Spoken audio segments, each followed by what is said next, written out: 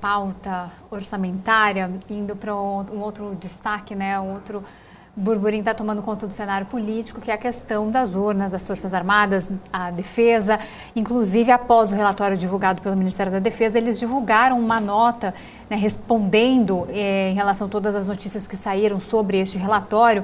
Eles reafirmaram o compromisso com o povo, a democracia e a harmonia do país. E eles, inclusive, afirmaram que eles não falaram que não descarta fraude, né? Assim como saiu nos noticiários, dizendo que a Defesa disse que não há fraudes. Eles realmente não descartam, apenas não tiveram possibilidade ali de fazer essa investigação, essa averiguação da maneira que eles gostariam e precisariam.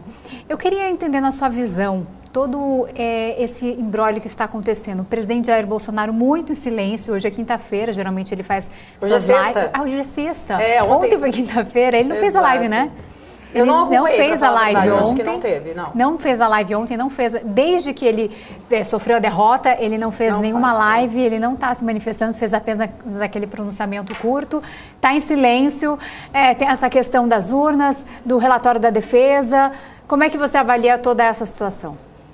Bom, vamos lá. Primeiro, me chamou muita atenção como foi noticiado, né? Porque eu sempre até brinquei conversando com os meus filhos, falando só, quando você for um dia estudar filosofia da ciência, estatística, você vai descobrir que a ausência de evidência não é evidência de ausência. São duas coisas diferentes.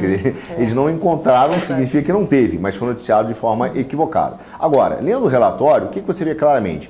Primeiro, a Defesa colocou muito claramente o escopo da sua atuação. Ela falou, eu não fiz uma auditoria, porque até o TSE, dentro de uma norma, já tinha dito que a auditoria seria um papel do TCU. Ele fez uma fiscalização. Dentro dessa fiscalização, ele colocou dois problemas. Uma, claramente, que ele encontrou na parte tecnológica, a dificuldade quando ele faz a compilação dos dados do código-fonte para a programação, que ele encontrou uma fragilidade, e no segundo ele também não conseguiu, quando foi fazer o teste de integridade, que eles não conseguiram, de fato, ver se o sistema poderia ou não ser violado, ou seja, funcionar como deveria.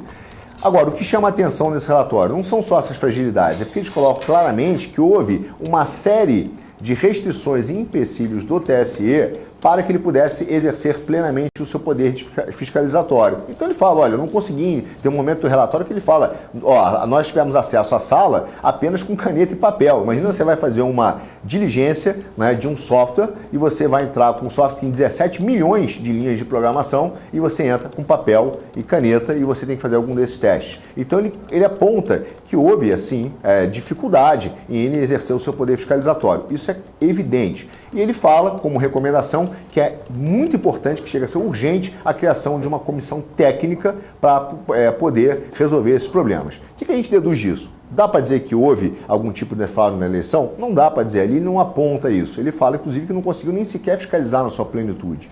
Então, qual é o ponto que a gente hoje vive? Não houve afirmação da fraude, houve, sim, uma grande manifestação da Defesa dizendo, nós não conseguimos exercer o poder fiscalizatório. Os dados, as formas, inclusive o método de trabalho que nós gostaríamos e colocamos nos anexos não foi seguido por dificuldade com relação ao TSE. O que arbitraria isso? Existe uma lei clara que trata do assunto? Não. Então, olha só, existe uma oportunidade, até porque, sim, nós vivemos uma eleição agora, mas daqui a 2 anos nós temos outra, né? Nós temos outra para prefeito, temos outra para vereador, o Congresso Nacional, então, assumir essa recomendação do TSE, entendendo que existe a necessidade de comissões, montar comissões e criar leis que deixem claro como deve ser o processo fiscalizatório, talvez ampliando, inclusive, para esse fim específico, o papel da Defesa, não só de fiscalização, mas também de auditoria, e criando regras claras de como deveriam ser a fiscalização e a auditoria.